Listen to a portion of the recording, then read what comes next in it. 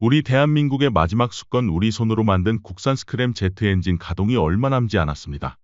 하나에어로스페이스에 따르면 국산 램제트 엔진은 약 44,000파운드의 출력을 갖췄으며 기존에 존재하던 엔진 형태가 아닌 스크램제트 형식의 공기 순환을 통한 스크램 형식의 전투기 기동이 가능할 것이라고 밝혔는데요.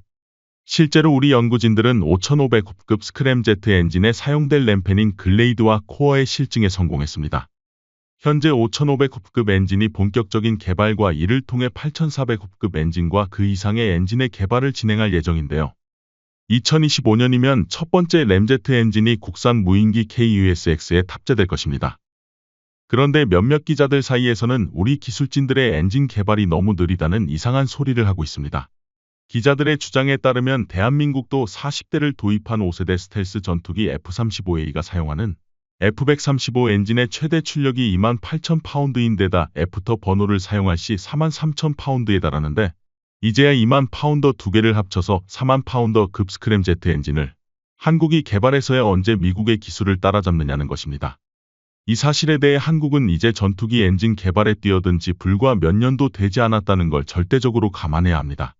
그동안 우리 연구진이 군용 제트 엔진을 제작하기 위해 들인 노력을 알게 된다면 감히 기자들이 그런 말을 할 수 없을 것이 분명한데요.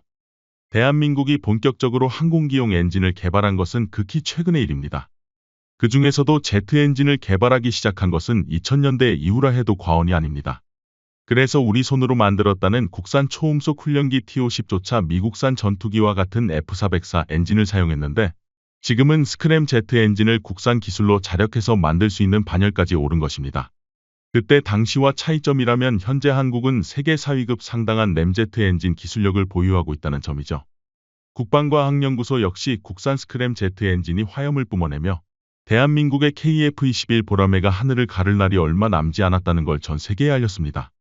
요즘 들어 KF-21 전투기와 KUSX 무인전투기 등 모습을 속속 드러내는 한국산 무기들을 보며 전 세계 군사무기 매체들이 연이어 한국산 무기에 대해 깊은 관심을 가지기 시작했습니다. 그 중에서도 한국형 중고도 무인기, UAV 가오리-X와 같은 첨단 개념의 항공기 엔진의 국산화도 진행되고 있는데요. 그러나 일각에서는 한국의 항공기술력이 군사 강국들에 비해 훨씬 떨어진다고 평가하고 있었습니다. 그도 그럴 것이 사실 우리 대한민국은 불과 10여 년 전까지만 하더라도 미국과 유럽에 비교해봤을 때 최첨단 전투기 엔진 개발 면에서 감히 상대할 수도 대적할 수도 없는 국가로 평가받고 있었는데요. 그런데 시간이 흐르며 대한민국의 끝없는 노력으로 인해 군사무기 기술력은 축적되었고 현재 우리나라는 상상조차 할 수 없을 정도로 전투기 엔진에 관련해 기술적 발전을 거듭해냈습니다. 최근 전 세계 군사무기 강국들뿐만 아니라 한국에 관심이 없던 다른 국가들조차 한국이 선보인 무기들의 만큼은 관심을 쏟는 것을 보면 한국산 무기의 수준이 어느 정도 발전했는지 한 번에 체감이 되는데요. 그렇다면 이런 의문이 자연스럽게 드실 겁니다. 대한민국은 도대체 언제부터 이 많은 무기들을 포함해 전투기 엔진까지 기술력을 확보한 것일까 하는 것이죠. 사실 우리 기술력은 꾸준히 발전해 왔으며 군사 선진국들과의 차이가 급격히 줄어들고 있는 상황인데요. 대한민국이 만든 국산 고등훈련기 T-50은 합리적인 계획과 적당한 국산화를 통해 FA-50식 경공격기로 진화해 세계 각국으로 수출되었으며 KF-21 개발의 밑거름이 됐습니다. 뿐만 아니라 F-104, F-100, F-414 등 여러 엔진을 정비하고 면허 생산하며 축적한 기술로 안전하고 빠르게 자체 엔진을 개발할 수 있게 됐는데요. 그러한 성과들이 차곡차곡 누적되며 세계 최강인 미국도 한국의 발전에 놀라워하고 있습니다. 특히 세계 패권을 다투는 항공기의 핵심 기술인 엔진 기술은 세계 5개국들만 독식하는 구도였습니다. 그런데 동방의 작은 나라인 한국이 갑자기 나타나 이 치열한 무한 경쟁 체계에 뛰어든 것입니다. 최근에는 KF-21 보라매에 사용할 F-414 엔진의 라이선스 생산까지 시작했는데요. F-414 엔진은 아직도 미 해군이 주력으로 운영 중인 슈퍼호넷의 엔진으로 최대 출력만 44,000파운드에 달하며 애프터 버너를 사용할 경우 무려 22,000파운드의 추력을 낼 수 있습니다. 한마디로 대한민국은 이미 20,000파운드급 엔진을 공장에서 생산하여 만들 줄 아는 국가라는 것입니다. 그런데 그렇다면 왜 아직도 5,500파운드급 엔진에 머무르고 있을까요? 이것은 소재 기술과 내열 기술에 관한 문제 때문입니다. 모두가 알다시피 항공기 엔진은 소재 기술의 끝판왕인데요. 항공기 엔진은 전투기의 제트 엔진이 발생시키는 엄청난 열을 감당해야 합니다. 특히 램제트 엔진을 개발하기 전 단계의 기술력이라고 불리는 전투기에 쓰이는 저바이패스 엔진이 문제가 됩니다. 항공용 제트 엔진은 저바이패스 엔진과 고바이패스 엔진이 있습니다. 공기를 얼마나 받아들이고 압축하는지에 따라 성능이 크게 달라집니다. 여객기의 경우 효율도 높고 장거리 운용에도 장점이 아닌 고바이패스 엔진을 사용합니다. 반면 초음속으로 움직이면서 고기동을 달성해야 하는 전투기들은 저바이패스 엔진을 필수적으로 사용해야만 합니다.